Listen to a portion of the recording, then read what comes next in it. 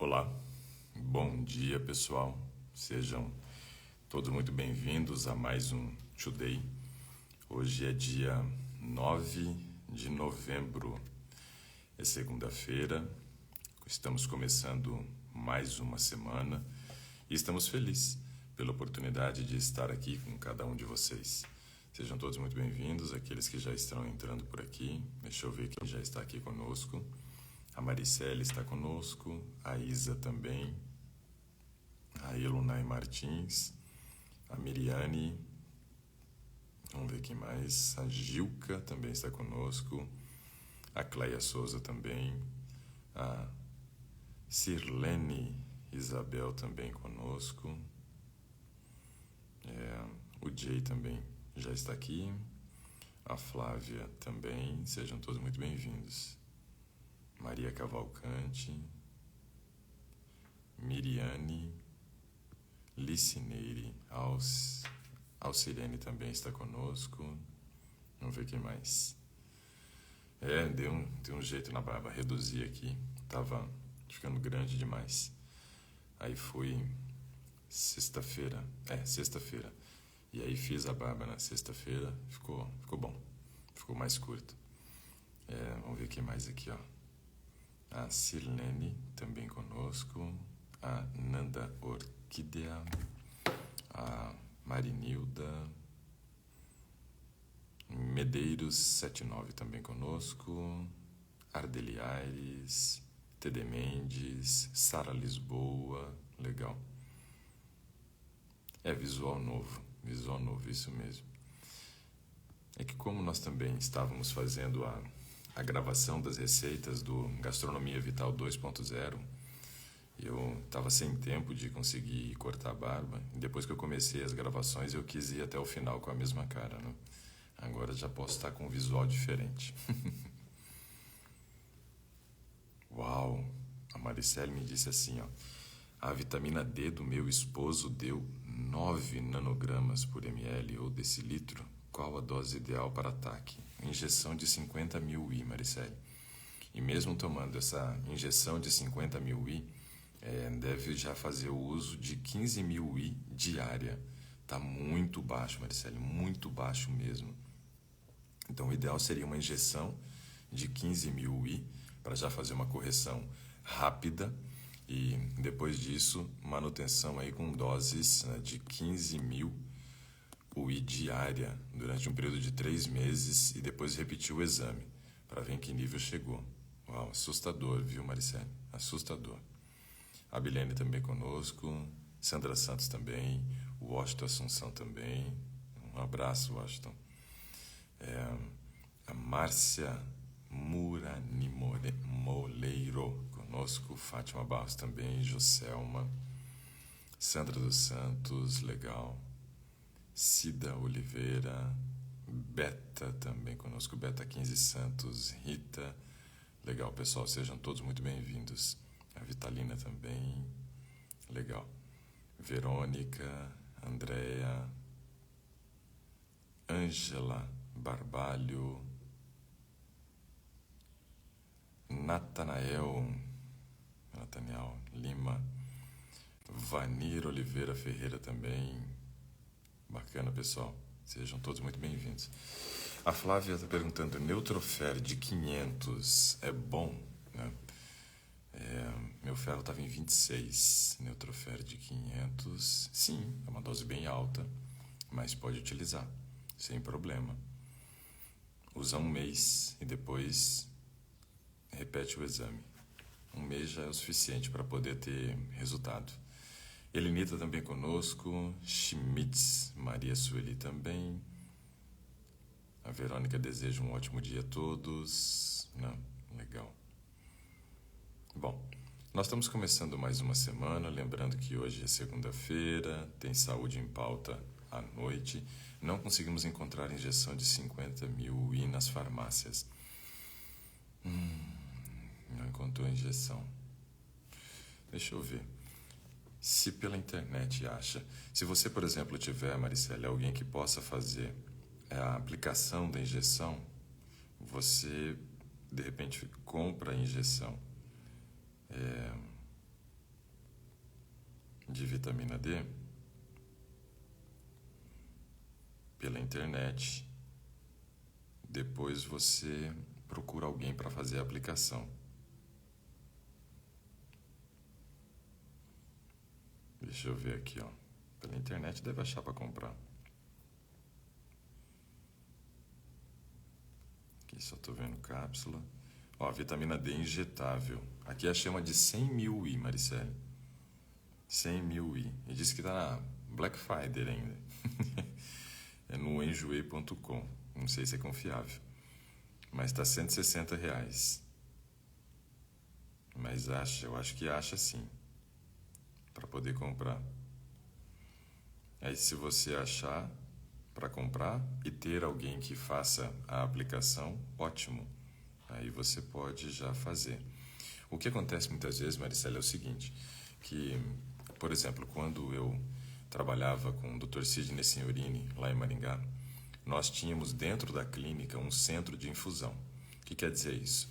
Ali dentro mesmo, quando a gente diagnosticava um paciente, num caso clínico, né, com um nível de vitamina D tão baixo quanto está o do seu esposo, a gente nem deixava a pessoa sair da clínica, né? Se ela quisesse já fazer a aplicação, ali mesmo nós já tínhamos as doses, já tinha o centro de infusão com uma enfermeira e ela já resolvia tudo por ali. De repente, seria interessante você procurar alguma clínica que tenha esse centro de infusão, que aí você já consegue fazer tudo dentro da clínica. Mas eu sugiro que no caso dele, faça a correção com a injeção. Está muito baixo, muito baixo. E os efeitos colaterais de uma vitamina D tão baixa assim são devastadores, né? Devastadores. Para massa muscular, para massa óssea, para questões emocionais. Pode gerar até paralisia, né? Não conseguir mais andar, porque aí você tem dificuldade de colocar o cálcio dentro da musculatura. Então, assim, procura algum centro de infusão, Maricela, aí em São Paulo. Você vai encontrar com certeza vários que faz esse trabalho, né? E aí você vai direto no centro de infusão e já faz a aplicação lá mesmo, já resolve logo. E já começa a fazer, então, a correção aí com as 15.000 Is diária em cápsula depois, né? A Verônica diz, obrigado, doutor Ricardo, por tantas informações importantíssimas que tem passado para nós. É um prazer fazer esse trabalho aqui, um prazer.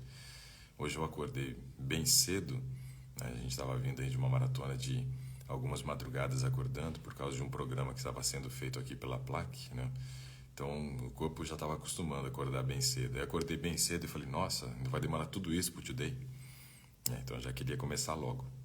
Quase que eu comecei às 6 da manhã, hein? Doutor Ricardo, deixa eu ver aqui. Segundo a tabela de composição de alimentos, o coentro tem grande quantidade de ferro. Podemos usar esse alimento como fonte de ferro, então... Abilene, eu entendo isso. Se você olhar a salsinha também vai ter muito, né? A cebolinha também vai ter muito. Então, assim, são alimentos que têm alta concentração, mas ninguém come em grande quantidade, né? Pelo menos eu conheço poucas pessoas que comiam tanto coentro que eu brincava que eles pastavam coentro, né? Então, geralmente não é assim. Geralmente as pessoas não comem tanto desse alimento. Ele entra como um adjuvante, ou seja, alguém que vai ajudar a fechar a quantidade de ferro, mas não devemos olhar para o coentro, para a salsinha ou cebolinha como sendo nossa principal fonte de ferro, porque geralmente o consumo é baixo. Outros vegetais verdes escuros são opções mais interessantes como fonte. O gergelim e o girassol também são opções como fonte de ferro. E aí o coentro ele pode entrar como alguém que vai complementar, que vai ajudar a fechar a quantidade de ferro que precisamos ingerir diariamente. Mas não utilize, segundo minha visão aqui, como fonte principal, porque corremos o risco de não consumir a quantidade suficiente, mesmo que seja muito concentrado.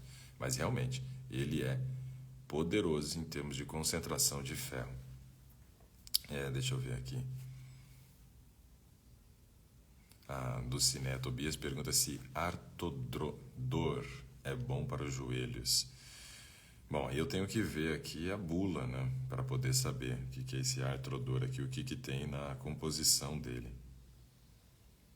Artrodor bula, vamos dar uma olhada aqui, né? E aí a gente vai descobrir para que serve a medicação. Vamos ver aqui, ó. E nem é baratinho não, hein? Começa a partir de R$100 o preço dela aqui, ó. Artrodar, né? Artrodar. É um medicamento destinado ao tratamento de osteoartrite, artrose e afecções articulares do tipo degenerativo.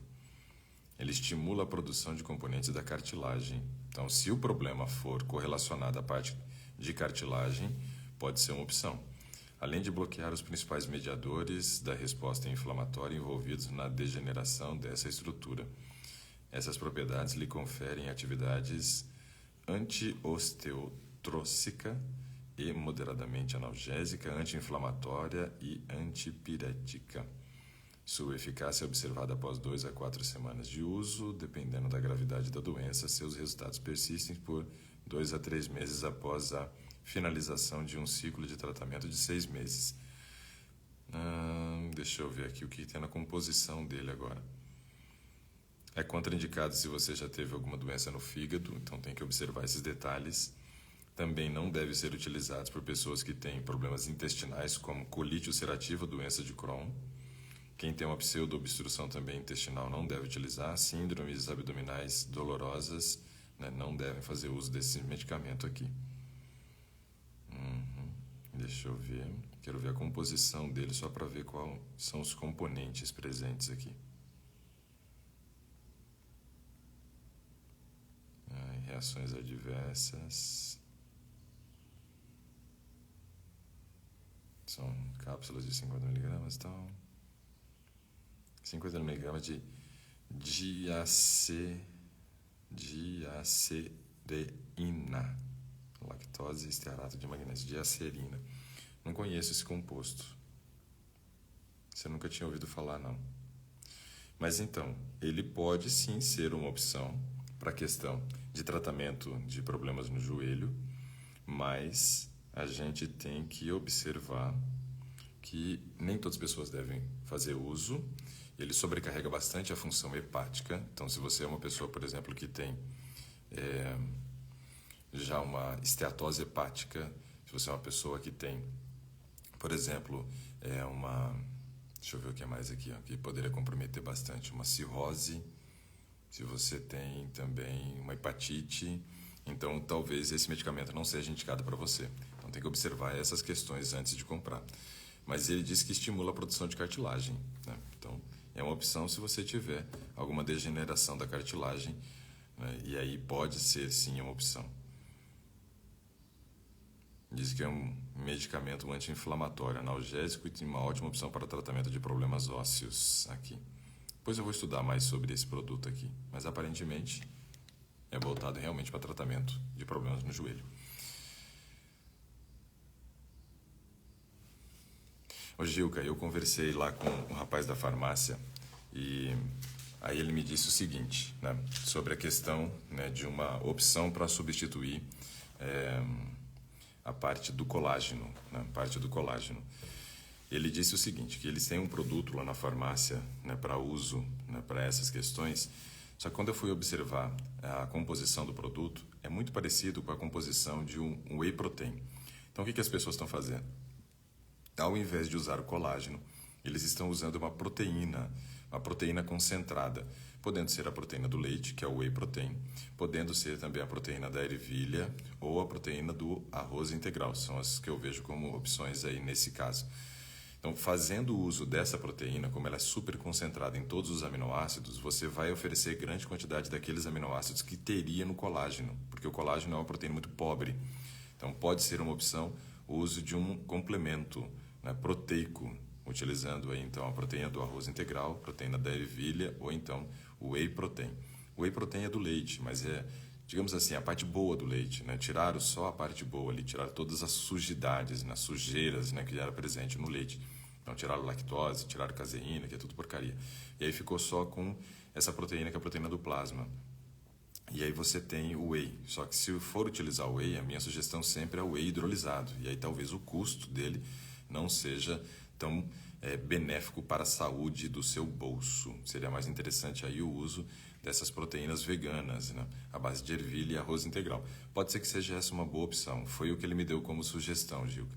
Ele disse que eles não estão fazendo, né, com o uso de aminoácidos, né, separados, né? Então ele falou que essa é a opção que tem usado e o pessoal tem tido bons resultados, né, utilizando essa parte da proteína vegetal para quem quer benefícios similares ao colágeno. Lembrando que quando você faz o uso de uma proteína dessa, se o propósito é a formação de colágeno, é importante associar também com vitamina C, porque a vitamina C estimula a produção de um colágeno de melhor qualidade. A Alicineire pergunta, só o leite de amendoim é suficiente como uma fonte de proteína? Não, não é, Alicineire, é pouco. Ainda mais porque você retirou toda a massa do amendoim. E a maior parte proteica ficou na massa do amendoim que você tirou, não no leite. Por exemplo, em casa nós fazemos canjica. E aí a canjica nós fazemos com leite de amendoim. E fazendo a canjica com leite de amendoim, nós adicionamos toda aquela massa que foi retirada depois no processo da extração do leite, devolvemos dentro da canjica. Aí sim, eu tenho uma refeição que tem muita proteína, porque toda aquela massa do amendoim voltou para dentro da composição, né, do prato que eu estou preparando. Agora, se você faz uso só do leite e separa a massa do amendoim, a maior parte proteica está na massa. Tenho sim proteína no leite? Tenho, mas não tanta. E aí não seria uma fonte suficiente para suprir a sua necessidade. Vamos ver aqui. O que mais que nós temos? Visual novo. Reduzir a barba. É isso aí, Maricele. Procura lá uma clínica que faz infusão de vitamina D. Vai ser a melhor opção. Você já vai achar e já vai fazer a aplicação lá no local. Minha filha está com vitamina D em 8. O médico só deu em cápsula. Disse alguma coisa aqui ou não pode. Pois é. 8. Tratar desse jeito, eu acho muito estranho. Doutor, poderia indicar um substituto aqui do Nativa Pro? Eu posso até indicar um substituto, depois que eu souber o que é o Nativa Pro. Então vamos ver aqui de novo. Vamos ver bula aqui. Nativa Pro. O que é isso? Bula original. Então tem que olhar na bula. O que é esse Nativa aqui? Nativa Pro. Para aliviar os sintomas desagradáveis como ondas de calor, suor noturno e secura vaginal, que ocorrem quando os níveis de estrogênio diminuem e término de seu período menstrual, menopausa após a menopausa, para prevenção de osteoporose, enfraquecimento dos ossos e tal. Deixa eu ver qual que é a composição disso daqui. Os comprimidos contêm 2 hormônios. Eles já têm o estradiol, 1 mg, e 0,5 de noretesтерона, ou seja, testosterona aqui no caso. É a progesterona, na verdade. Progesterona. Bom, aí nesse caso nós estamos falando de um comprimido para reposição hormonal via oral. Eu sugiro sempre que se você for fazer algum tipo, Marília, de reposição hormonal, que seja gel na pele, mas nunca via oral. Por quê? Tudo que entra via oral passa pelo fígado. Você viu, por exemplo, quando eu estava lendo do produto anterior, voltado para a questão articular, que diz que um dos problemas ali, ou uma não indicação, seria para pessoas que têm problemas, né, com relação ao fígado, porque tudo que entra pela boca vai para o fígado. Quando nós fazemos o consumo de um alimento, quando nós ingerimos, por exemplo, alguma bactéria ou vírus que é um contaminante do alimento, quando nós ingerimos um metal pesado presente no alimento, quando nós ingerimos um agrotóxico presente no alimento, quando ingerimos um hormônio que não deveria ter, mas está presente em alguns alimentos de origem animal, quando nós fazemos a ingestão de qualquer coisa via oral, inclusive a medicação, ela é absorvida no intestino. Nós temos células no intestino que são chamadas de enterócito. Esses enterócitos, eles vão fazer então a passagem daqueles nutrientes e também dos contaminantes da medicação que está na luz intestinal para a corrente sanguínea. Aí vai para a corrente sanguínea e entra numa veia chamada veia porta e é conduzido então até o fígado. Esse é um mini sistema do nosso organismo chamado de sistema porta-hepático, porque tudo é captado no intestino, vai para a veia porta e da veia porta vai para o fígado. Então é metabolizado pelo fígado primeiro antes de cair na circulação e ser distribuído para as células do nosso organismo. No caso, seja medicação, seja alimento, seja metal pesado, seja um vírus, seja o que for, tudo que entra pelo intestino vai para o fígado.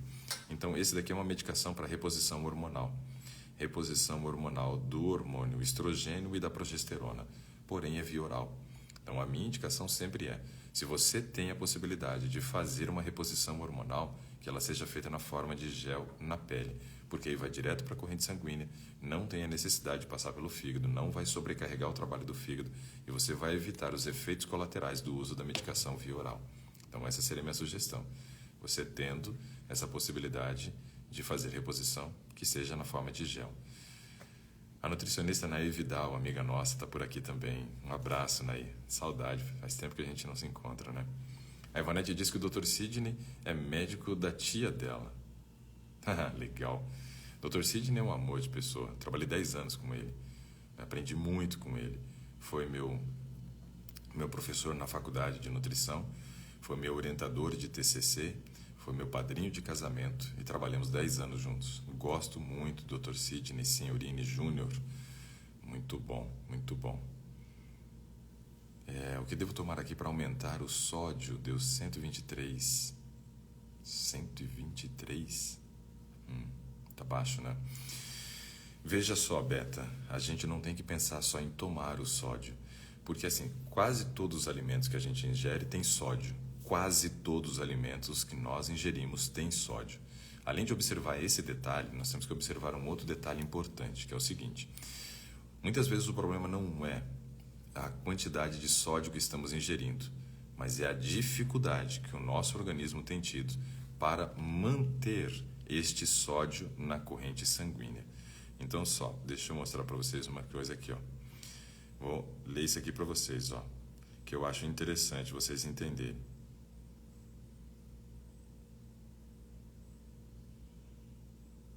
Deixa eu só escrever aqui, porque o nome é complicado de escrever. Então, veja só. Vou mostrar aqui para vocês uma coisa importante com relação a essa sua pergunta, Beta, sobre o sódio, tá bom? Então, olha só. Nós temos uma classe de hormônios que são chamados hormônios mineralocorticoides. O que é isso? São hormônios que ajudam na manutenção dos minerais na corrente sanguínea. O que pode acontecer muitas vezes para alguma pessoa é que ela está tendo baixa produção desses hormônios que regulam a manutenção de minerais na corrente sanguínea. Ou ainda, pode ser alguma coisa correlacionada também a um problema renal, onde você está tendo uma excreção maior de sódio, porque você pode estar com alguma infecção renal, uma glomerulonefrite, ou até mesmo uma insuficiência renal, onde a taxa de filtração glomerular já foi afetada. E aí, nesse caso, você está perdendo mais sódio do que deveria através da urina. Também pode ser um problema onde você pode estar com uma baixa concentração de albumina sanguínea. A albumina é um tipo de proteína que tem um papel importante de manter a água na corrente sanguínea. E quando nós entramos num quadro de albuminemia, nós começamos a ter perda de água para o espaço intersticial ou até mesmo para os rins. Isso quer dizer o seguinte, que se está saindo água, essa água carrega sódio. Então, um quadro de albuminemia também pode gerar, né, a perda do sódio. Então, vamos lá. Mineralocorticoides, como eu citei. Vou fazer a leitura aqui que eu acho que fica fácil. São uma classe de hormônios esteroides, sendo a aldosterona o principal, que são produzidos na zona glomerulosa da glândula adrenal. Então, nós temos uma glândula chamada glândula adrenal. É uma glândula que fica sobre os rins, chamada de suprarrenal. Tem duas regiões. Tem uma região chamada de córtex e tem uma região chamada de medula, nessa glândula adrenal. A região do córtex, ela produz, né, a parte do cortisol, por exemplo. E depois tem a parte da medula que produzem outros hormônios como esse, né? Então, a glândula adrenal, também chamada de suprarrenal, está escrito assim, ó, possui influência no equilíbrio eletrolítico, balanço de íons e água. Justamente o que eu falei, ó, o balanço do controle dos minerais que estão na corrente sanguínea, né, do nosso organismo. E se a gente for estudar um pouquinho, a gente vai ver que o principal mineralocorticoide endógeno é a aldosterona. É um hormônio que regula a quantidade de água e minerais aí na corrente sanguínea. Embora outros hormônios endógenos, incluindo até mesmo a progesterona, também tenham um efeito mineralocorticoide, né? A aldosterona atua nos rins, aumentando a reabsorção de sódio e, consequentemente, de água, que acompanha o gradiente osmótico. O gradiente osmótico está falando da questão de água aqui, que se forma. A reabsorção de sódio é feita graças à excreção de potássio nas células dos túbulos coletores, a secreção ativa dos portões através da ATPase na membrana luminal. Dentre mecanismos resulta em um aumento da pressão e o volume sanguíneo. A aldosterona é produzida na região do córtex, da glândula suprarrenal, zona glomerulosa, e sua secreção é mediada, sobretudo, pela angiotensina 2, né, já é um outro hormônio, né, mas também pelo hormônio ACTH, que é o hormônio adrenocorticotrófico, e também os níveis de potássio. Então veja que é uma coisa que você tem que avaliar vários aspectos, mas principalmente você tem que observar função renal. Esse daí é uma questão muito importante. Segundo, você tem que avaliar a questão da pressão sanguínea. Se você está sofrendo de hipertensão, esse é um motivo para você aumentar a excreção de sódio, seja para o espaço intersticial, que vai gerar edema, seja através dos rins e a eliminação do sódio levando água na tentativa de controlar a pressão sanguínea. Um terceiro motivo, questões proteicas, como eu disse aqui, falta da albumina. A albumina também participa nesse processo de regular a quantidade de água na corrente sanguínea. No entanto, que uma pessoa no quadro de albuminemia, ele gera edemas gigantescos, monstruosos, né? Então tem que observar isso. Depois, a função da glândula suprarrenal, onde tem que avaliar a parte do córtex, onde é produzido também, né, esse hormônio chamado de aldosterona, né, que regula a parte de água na corrente sanguínea. E ainda, né, devemos observar outro aspecto que a gente comentou aqui, ser muito importante, que é a nossa função renal. Função renal, acho que eu já não tinha citado ela ainda. Função renal. Então, esses são os aspectos. A questão muitas vezes não é a ingestão, mas sim o processo do metabolismo. E isso que pode estar afetando. Então, você vai ter que investigar mais coisas. Vai ter que fazer exame de ACTH, de aldosterona, vai ter que observar a função renal, verificar isso, a taxa de filtração glomerular e observar pressão sanguínea. São esses os detalhes mais importantes que você precisa observar. A André disse que eu fiquei mais jovem. Imagina se eu colocasse cabelo, então, ia parecer um adolescente. Deixa eu ver aqui. Deixar a barba mais comprida, então, parece mais velho, então vou deixar para impor respeito, pra vocês acreditarem no que eu falo. O que devo tomar para diminuir o colesterol? Se você for tomar alguma coisa, Adriana, para poder reduzir o colesterol, provavelmente vai ser uma medicação. Os médicos vão te prescrever uma medicação da classe, né, das estatinas, alguma coisa aí, estatina, seja ela qual for, né? Porém, o que a gente precisa entender é o seguinte: o colesterol é produzido no nosso organismo a partir de uma matéria-prima. Então, o primeiro aspecto é reduzir o consumo dessa matéria-prima. Qual é a matéria-prima? Gordura saturada. Gordura saturada. Então, o que eu recomendaria? Que quando você fosse comprar, por exemplo, um produto, que você começasse a observar o rótulo desse produto. Se você encontrar, por exemplo, escrito ali, gordura vegetal hidrogenada, óleo de palma ou óleo de coco, não compre esses produtos, né, de origem vegetal, mas industrializados. Por quê? Porque todos eles têm grande concentração de gordura saturada. Isso não é bom. É essa gordura saturada que o seu corpo vai utilizar como matéria-prima. Porém, eu encontro essa gordura saturada também em outros alimentos. Toda proteína, ou toda gordura de origem animal, ela tem grande concentração de gordura saturada. No entanto, que se você começa a observar, né, os aspectos físicos da gordura, por exemplo, avaliando se ela é sólida ou líquida à temperatura ambiente, quando a gordura é líquida, ela tem menor concentração de gordura saturada. Então, um óleo vegetal tem menos gordura saturada do que tem uma banha de porco, por exemplo, porque ela é sólida à temperatura ambiente. Esse detalhe ele é muito importante para uma constatação visual. Opa, gordura dura, muita gordura saturada. Gordura líquida, menos gordura saturada. Não quer dizer que não tenha, mas tem menos, né?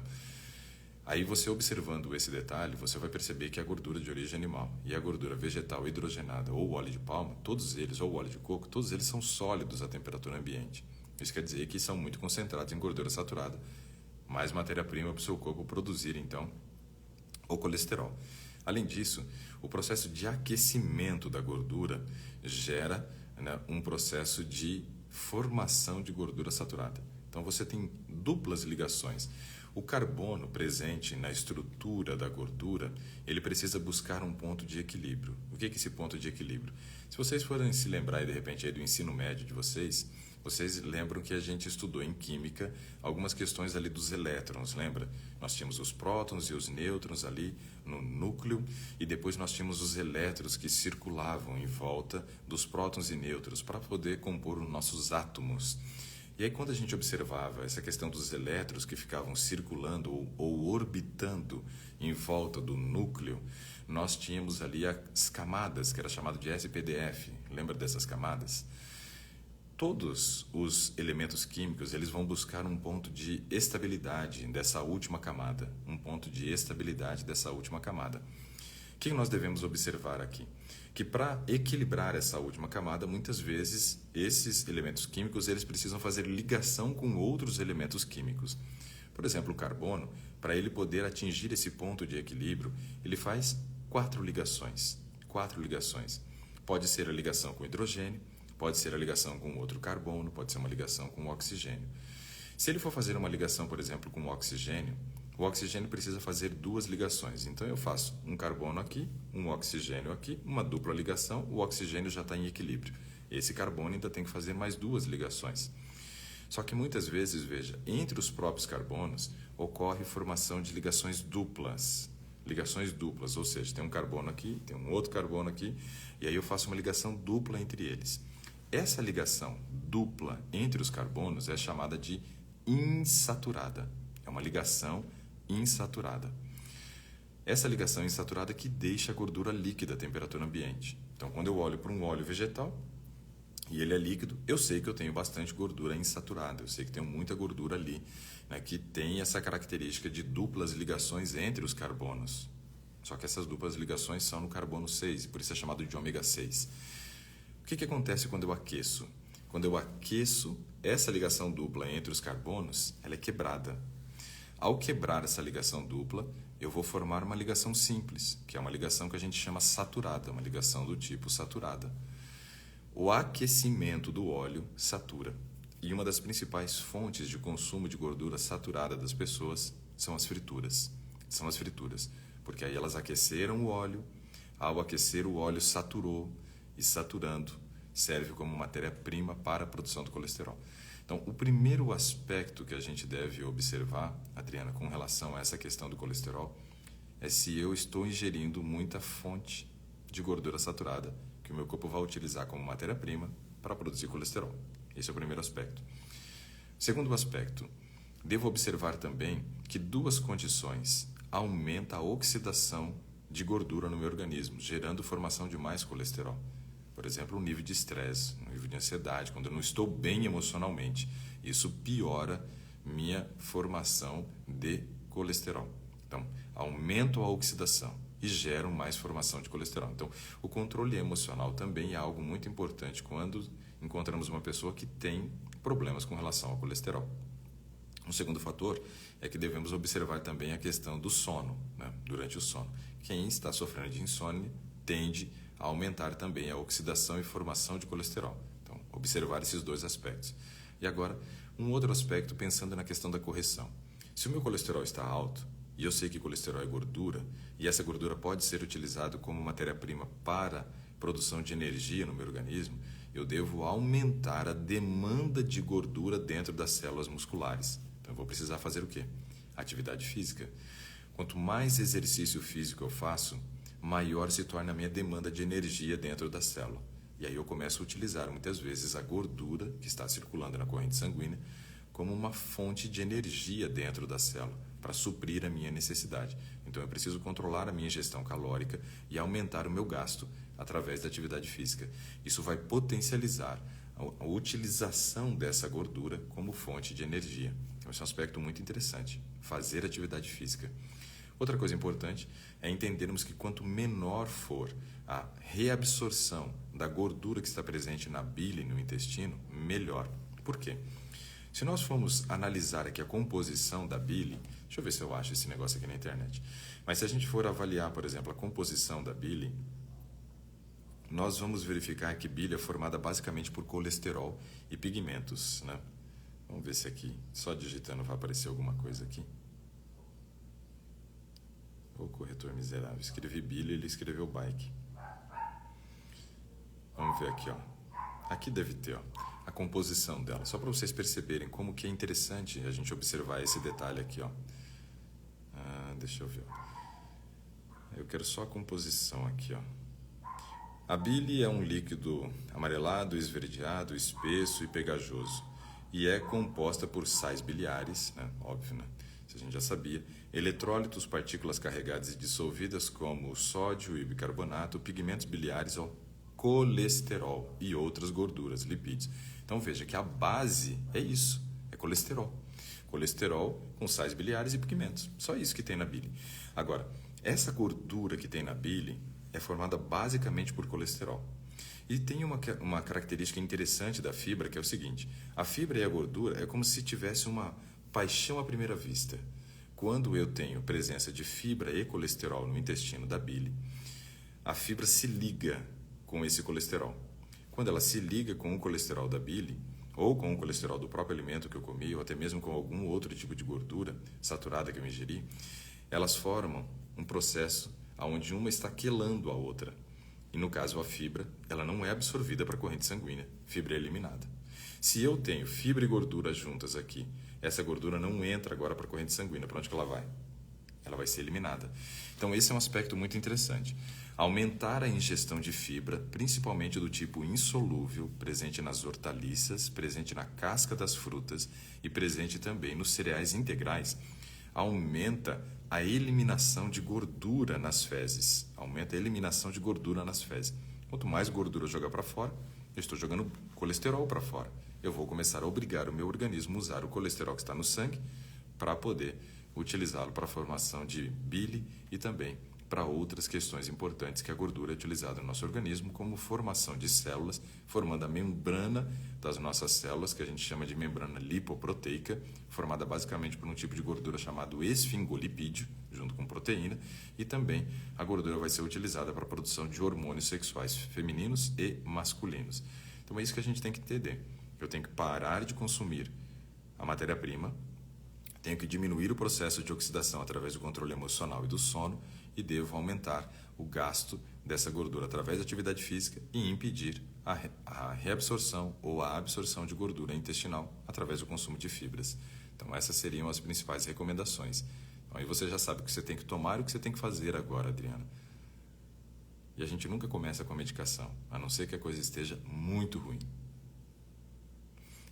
A Beth disse que depois que eu cortei a barba eu estou melhorado, né? Pois é, vou tentar manter desse tamanho, tá bom, pessoal? A Flávia disse que a couve tem bastante ferro, faz a pergunta. Sim, tem bastante ferro, muito bom mesmo. Muito bom. Minha vitamina D deu 32,8, da Miranda, tem 55 anos. Está bom.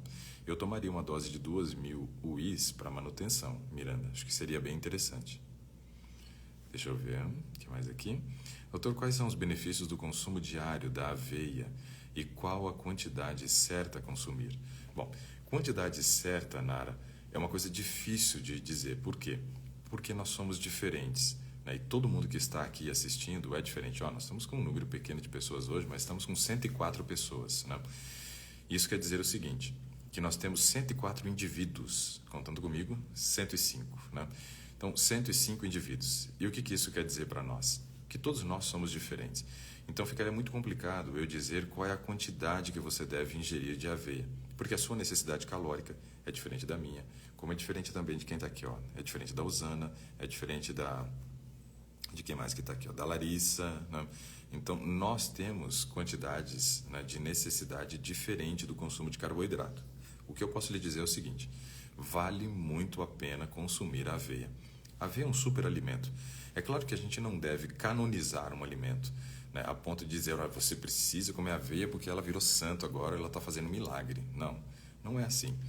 O que nós precisamos observar é que na linha dos carboidratos, né, eu tenho várias opções. E dentre todas as opções de carboidrato, eu vejo que a aveia é a melhor opção. Eu ainda desconheço um outro carboidrato que eu colocaria, né, acima da aveia como sendo a melhor opção de carboidrato. Eu tenho arroz integral, muito bom, excelente. Eu tenho o milho, né, se for o milho na espiga, excelente também, contanto que não seja transgênico, né, coisa que está complicado hoje. Eu tenho aveia, eu tenho centeio, eu tenho cevada, eu tenho quinoa, amaranto, tudo isso são fontes, né, de carboidrato proveniente de cereais. Depois eu vou ter ainda raízes e tubérculos, né, e também frutas. Mas dentre as fontes de carboidrato, né, dessa parte de cereais, da parte de raiz e tubérculos, para mim a aveia é o melhor de todos. Quais são os benefícios? ótima fonte de carboidrato de absorção lenta, ou seja, não é absorvido rápido no intestino. Esse é um aspecto muito importante. Carboidratos de absorção rápida estimulam muito o seu pâncreas a produzir insulina, começa a sobrecarregar o trabalho do pâncreas, o que leva a um envelhecimento precoce do órgão e também uma maior taxa de formação de triglicerídeos, coisa que não é nem um pouco interessante para nós. Então, esse é um aspecto importante, observar a velocidade de absorção. Na escala de absorção, vou pegar o arroz integral aqui. Ó.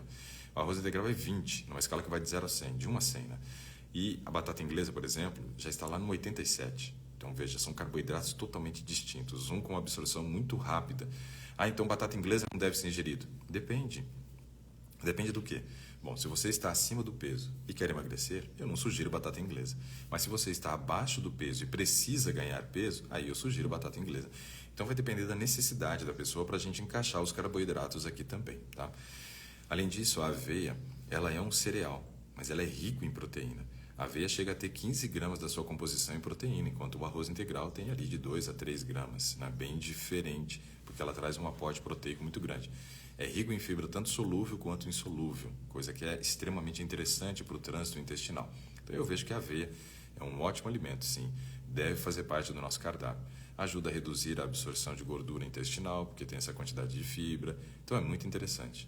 Eu recomendo. Agora a quantidade, fica difícil fazer a recomendação, porque aí eu posso cair, né, na questão de dizer que para você seria tanto, mas para outra pessoa não é, e aí fica ruim. A Beth diz que está tendo labirintite há alguns meses. O que devo fazer? Beth, primeiro eu tentar identificar a causa da labirintite. Existem várias. Por exemplo, consumo de álcool, consumo de drogas, consumo de cafeína. Todos esses produtos que são estimulantes, eles geram, né, a formação aí, ou desencadeiam muitas vezes a labirintite. Então são coisas que precisam ser excluídas. O próprio consumo de açúcar também é muito ruim e pode gerar labirintite. Mas a labirintite geralmente está correlacionado a um nível de estresse muito grande. Está correlacionado também a uma restrição de sono muito grande. Então, se você conseguir identificar o gatilho, você vai conseguir trabalhar em cima desse gatilho para poder solucionar. E aí você vai resolver o problema da sua labirintite, né? É isso aí. A Pitanga Pontes diz assim, ó, meu esposo, quando come glúten, aparece feridas na boca, tipo aftas, e demora para cicatrizar. O que fazer? Será do glúten mesmo? O que seria outros fatores? Bom, Pitanga Pontes, vamos observar aqui. Ó. Você disse no começo da sua fala assim, ó, quando meu esposo come glúten, quando ele come glúten, tenta ficar 3 meses sem consumir o glúten. 3 meses. Se não apareceu nenhuma vez nesse período, e assim que voltar a ingerir, depois de 3 meses o glúten aparecer, pronto, já descobriu. Realmente era o glúten. Agora, por quê? Né? Aí eu não sei, eu não consigo fazer essa correlação ainda do porquê. Por que o glúten estaria gerando isso? Uma coisa que a gente sabe é que o glúten é uma proteína alergênica e algumas pessoas têm mais sensibilidade ao glúten do que outras. Mas aí nesse caso é laboratório. Então você vai ter que fazer investigação. Você vai ter que ficar 3 meses sem consumir nada de glúten, voltar a fazer o consumo e observar se de repente o teu organismo venceu um processo alérgico do glúten. Isso pode acontecer ficando 3 meses sem e voltando a consumir. Ou se aparecer o problema, aí você vai ter que pensar em suspender de vez o glúten caso não queira ter mais esse efeito colateral, tá? Tem que verificar isso daí, ó. A Nanda perguntando se eu conheço o Artrolive. Não conheço não, mas deve ser dessa mesma linha aí, ó. Vamos ver, Artrolive.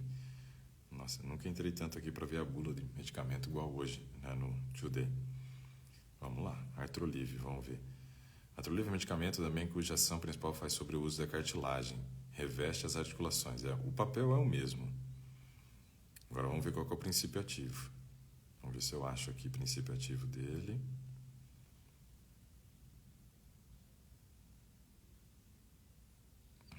Embalagem, cápsula. Bom, esse daqui, Artrolive, eu já acho muito melhor do que aquele outro, porque o outro ainda desconheço um pouco da composição dele. Agora, esse Artrolive, não, esse Artrolive tem coisas boas mesmo, ó. Tem o sulfato de glicosamina e tem o sulfato de condroitina. São 2 coisas excelentes para cartilagem. E tem ainda como excipiente o estearato de magnésio, nem tem a lactose, né? Então, esse daqui eu acho interessante, tá? Esse Artrolive é muito melhor do que todos esses outros que a gente acabou citando aqui anteriormente. Esse daí vale a pena, para quem tem problema de cartilagem, como eu. Deixa eu ver o que mais que a gente tem por aqui.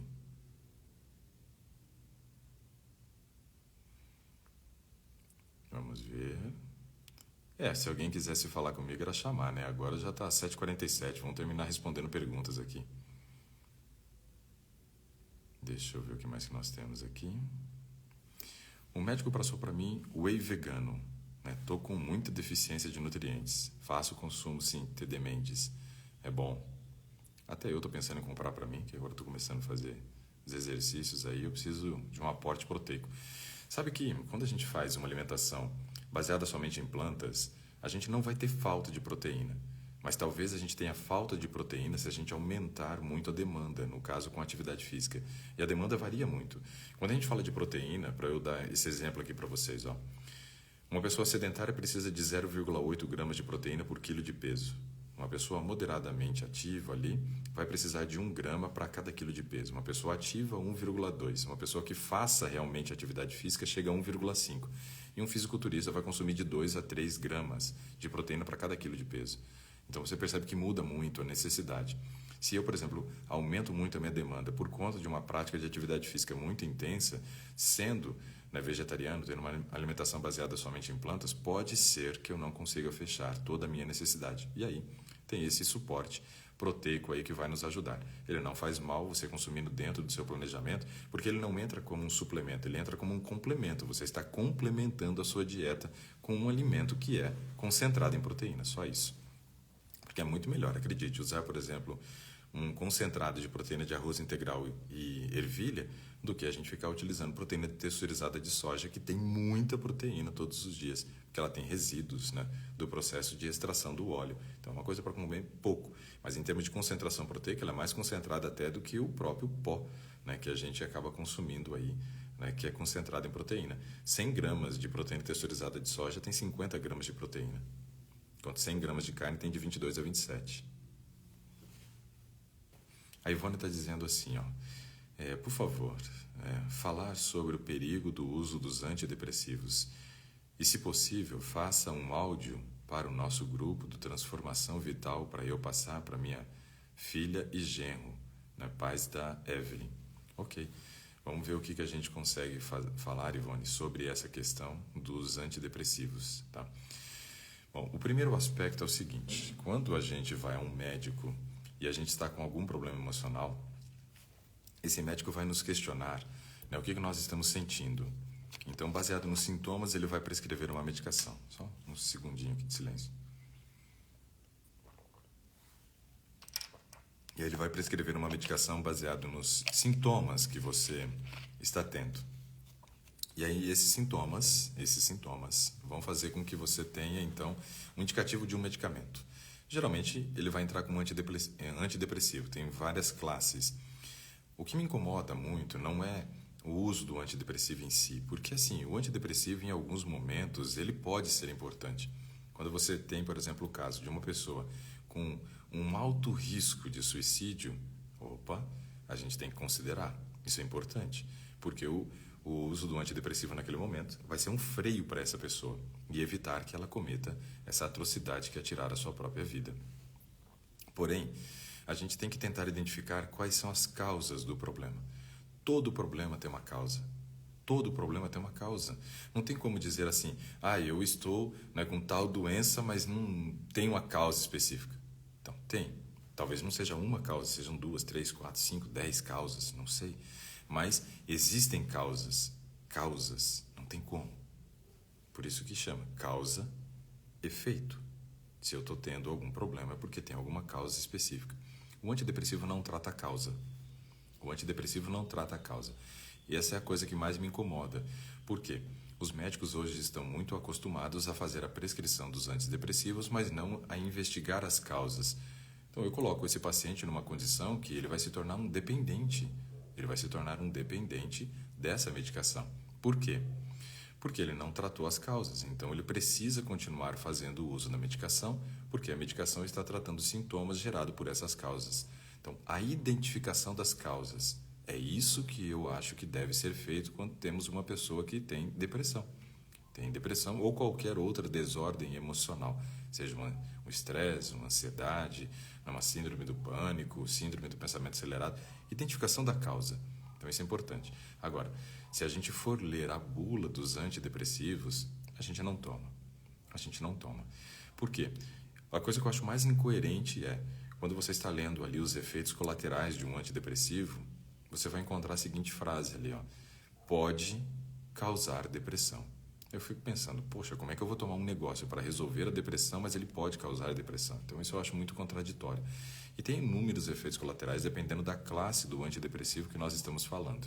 Então, a gente tem que considerar esse aspecto. Tudo vai depender. Tem uma necessidade do uso do antidepressivo porque tem um risco de suicídio? Sim, ok. Começa com antidepressivo. Não tem? Comece com mudanças de estilo de vida. Comece com mudanças de estilo de vida e também com terapia, aonde vai trabalhar questões psicológicas, né, para poder tentar resolver as causas. Trabalhe nas causas e não nos sintomas, né? E isso daí é uma coisa muito importante. Mas depois eu posso gravar alguma coisa lá. A Marta pergunta assim: doutor, fale um pouco sobre herpes, obrigada. Herpes é um vírus oportunista, que entra no nosso organismo e depois não é destruído. Fica ali quietinho, né? E ele se manifesta todas as vezes que nós temos uma piora da nossa questão de combate a doenças, ou seja, imunidade. Quando nossa imunidade baixa, o vírus que já está dentro de nós, ele pode se manifestar. Quais são condições que podem gerar, né, uma redução da imunidade? Então, desenvolver, né, fazer com que o vírus tenha a possibilidade de se desenvolver, crescer e se manifestar. As principais condições que prejudicam nossa imunidade são, anote aí, veja lá, primeira delas, né, consumo de açúcar. Açúcar extremamente nocivo para o organismo, é um venenaço. Quanto menos você utilizar, melhor. Veja que quando nós fazemos aqui as receitas, né, do Gastronomia Vital, nós utilizamos o açúcar, sempre em pequena quantidade, nunca muito açúcar, mas porque nós entendemos que boa parte dos nossos alunos estão no início de uma jornada, Talvez mais à frente nós vamos começar a fazer muitas receitas sem usar o açúcar, só usando frutas secas, como nós temos feito em casa, ou então até com o uso de alguns edulcorantes, que são adoçantes que até agora não tem nenhum tipo de acusação contra eles. Porque eu falo que os adoçantes eles são classificados em 3 patamares, né? Ou eles já são réus e estão ali no banco sendo julgados, ou já foram condenados, né, ou não tem nenhuma acusação contra eles. Hoje nós temos 4 edulcorantes ou adoçantes que não tem nenhuma acusação ainda contra eles, né? Um deles, a estévia, o segundo, talmatina, e depois, né, o xilitol e o eritritol. Esses daí são os adoçantes que até agora não tem nenhum tipo de acusação contra eles. A sucralose está no banco dos réus e a sulfame-K, né, sacarina, ciclamato, aspartame, todos esses outros aí já foram condenados, ok? Então, açúcar baixa muito a imunidade. Outra coisa que baixa muito nossa imunidade também é correlacionada à parte do estilo de vida agora. Restrição de sono. Restrição de sono interfere muito na imunidade. Outra questão são os aspectos emocionais. Isso compromete demais, né, nossa imunidade. E quando nós interferimos também na questão das bactérias do nosso intestino, os lactobacilos que nós temos. Se, por exemplo, eu tive episódio diarreico, eu perdi boa parte aí da minha microbiota intestinal, perdi as bactérias do intestino. Provavelmente, depois de um episódio diarreico, nossa imunidade tenda a piorar. E se ela piorar, aí é necessário fazer a reposição de lactobacilos, coisa que depois de uma diarreia eu já sugeriria. Outra coisa que a gente deve entender é o seguinte: antibiótico. Quando eu faço uso de antibiótico, anti é contra, bio é vida, então é contra a vida. E muitas das bactérias intestinais benéficas acabam morrendo com o uso de antibiótico. Então, depois do uso de antibiótico, também é interessante nós fazermos a reposição de lactobacilos. Então, essas são condições que baixam nossa imunidade E ao baixar a imunidade, fazem com que o vírus da herpes, que está dentro do nosso organismo, acabe tendo oportunidade de se manifestar, ok? A Rose pergunta qual o melhor magnésio. Na verdade, assim, tem magnésios para funções diferentes, mas hoje tem se falado muito bem, né, do magnésio de malato. Magnésio de malato, na dosagem aí de uns 500 miligramas diário. Lembrando que magnésio nunca deve ser ingerido junto com a refeição, porque um excesso de magnésio acaba impedindo a absorção do cálcio. MCR Cunha Rocha pergunta onde compro proteína de ervilha e do arroz integral. Qualquer loja que venda suplementos, né, para atleta, você vai encontrar essas proteínas, né, vegetais. Você também encontra na internet, e na internet você encontra às vezes com um preço mais em conta. E também nas lojas de produtos naturais. Lá você vai encontrar todos esses daí. Ontem, por exemplo, eu fui com a minha esposa a uma farmácia e aí eu vi na farmácia sendo vendida uma da Essential, uma proteína vegana, né? E eu olhei a composição, em 33 gramas, por exemplo, do produto, tinha 22 gramas de proteína, né, a base de proteína de ervilha e arroz, achei interessante, o sabor era de baunilha com banana, então achei bem interessante ela, né? Não me lembro do preço, acho que eu nem reparei, na verdade, o preço, mas elas não são das coisas mais baratas da face da Terra. Porém, você vai utilizar como um complemento, não é a base da sua alimentação, é um complemento. Vai continuar comendo direitinho e somente complementando com ela. No leite de gergelim, o cálcio ficará na massa também? Não, muito do cálcio fica no leite e parte do cálcio fica na massa. Então a gente sempre tem que entender que aquele resíduo, né, que nós extraímos do leite de amendoim, o resíduo que extraímos do leite de gergelim ou do leite de girassol, não deve ser descartado. De maneira nenhuma você deve descartá-lo. O que você pode fazer? Com o resíduo, por exemplo, do girassol e do amendoim, você pode fazer uma ricotinha. Então, tipo uma ricota. Você vai temperar ali, colocando os temperos que você gosta e vai fazer uma ricota. Ou então, no caso do amendoim, você pode adicionar na massa na hora de fazer a canjica. Você pode utilizar isso também na hora de você fazer uma massa de pão. Está fazendo lá a massa do seu pão, você vai incluir esses resíduos, por quê? Ali você está adicionando muitos nutrientes. Além de você adicionar a fibra, você ainda vai adicionar muitas vitaminas e minerais que ficaram na parte da massa, né? Agora, lembrar isso é interessante. Por exemplo, o cálcio é um mineral, então ele não tem problema em ser exposto a altas temperaturas. Se você utilizar ele para fazer qualquer preparação culinária que vá ao fogo, você não vai perder, não vai ter nenhum tipo de prejuízo ao cálcio. Então é interessante a gente observar que essa massa que sobra deve ser utilizada numa outra preparação culinária. Mesmo que parte do cálcio tenha ido para o leite, parte dele ficou na massa do gergelim, na massa do girassol. Então utilize para outras receitas. Não descarte de maneira nenhuma. Isso daí é precioso.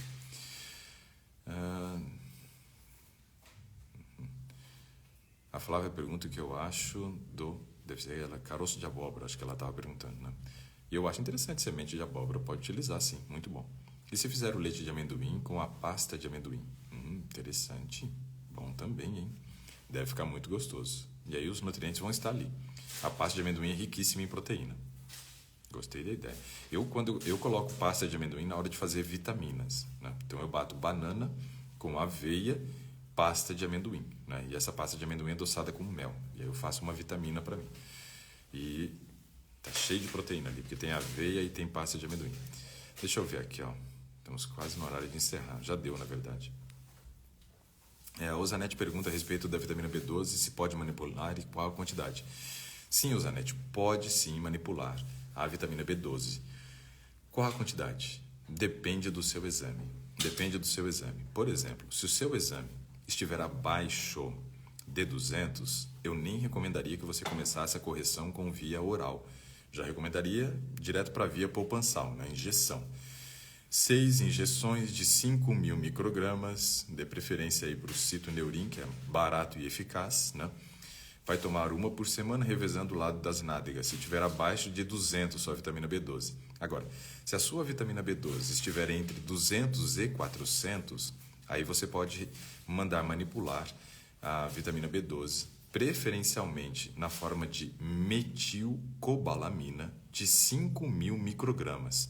E aí você vai tomar um comprimido de 5.000 microgramas por dia durante um período de 3 meses e vai repetir o exame.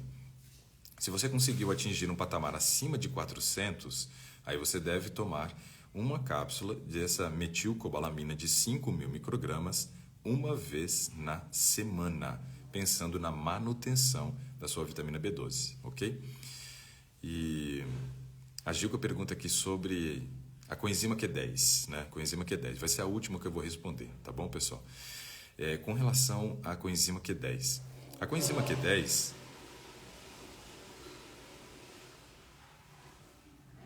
Não tem ninguém usando o banheiro não, tá, pessoal? Nem eu estou no banheiro, tá? É que a NET deu descarga ali, ela já está limpando a casa, né? Já começou cedo o trabalho por aqui, e aí vocês ouviram aí o barulho da descarga. Mas ninguém está usando o banheiro agora, fique tranquilo. Veja, com relação à coenzima Q10, o que nós precisamos aqui lembrar? Quando nós observamos a ação das mitocôndrias no nosso organismo, as mitocôndrias, elas são chamadas de usinas produtoras de energia, ok? Usinas produtoras de energia. É ali dentro da mitocôndria onde a gente produz muita energia, dentro da mitocôndria. Porém, para a mitocôndria poder agir de maneira correta, nós precisamos fazer com que o hidrogênio, né, que foi liberado ali, o H+, né, ele tem a possibilidade de passar de uma região que a gente chama de parte interna da mitocôndria para a região entre as membranas, interna e externa. Então, eu tenho um espaço chamado intermembranas. Então, eu tenho que colocar, né, os meus gradientes aqui de hidrogênio, né, para que ele possa depois voltar. Quando ele volta por uma enzima chamada ATP sintase, onde vai produzir o nosso famoso ATP, né? ATP, que é adenosina trifosfato. Onde que a coenzima Q10 age?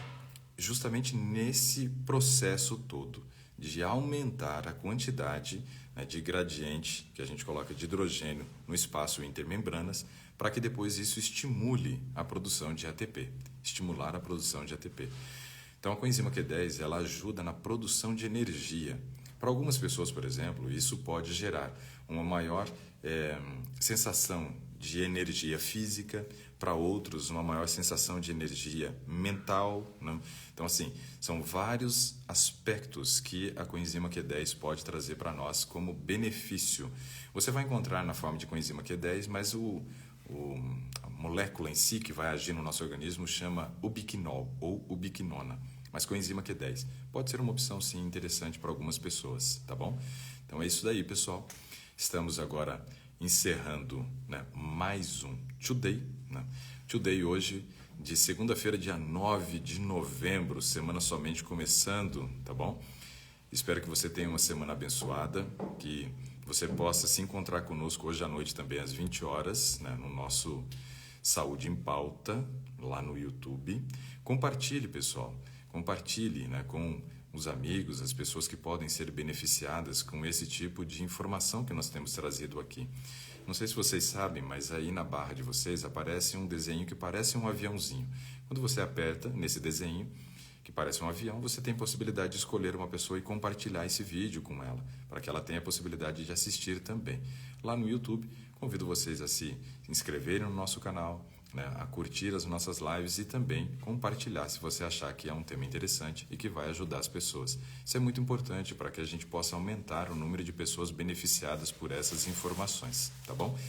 Um ótimo dia para todos vocês, né?